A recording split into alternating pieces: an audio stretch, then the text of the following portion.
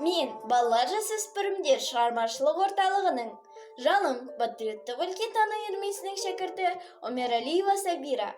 Абай Құнанбайұлы, өзгеге көңілім тоярсын. Өзгеге көңілім тоярсын, өлеңді қайтып қоярсың. Оны айтқанда толғаны піштегі дертті жоярсың.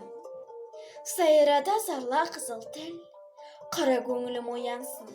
Жыласын, көзден жақсақсын, омырауын боялсын. Қара басқан қаңғыған, қасынадан нені қалсын. Көкірегінде оты бар, құлағын ойлы ер салсын. Тыңдамаса еш адам, өз жүрегің толғансын. Әр сөзіне қарасын, іштегі дертім қозғалсын. Әуелесін қалқысын, от жалын боп балқысын. Жылай-жылай келгенде, арттағыға сөз қалсын.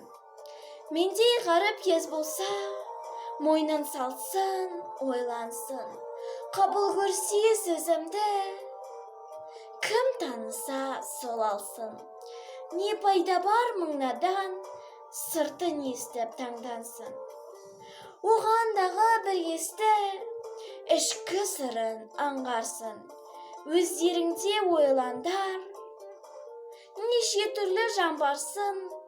Ғалымда жоқ, мида жоқ, даладағы аңдарсын.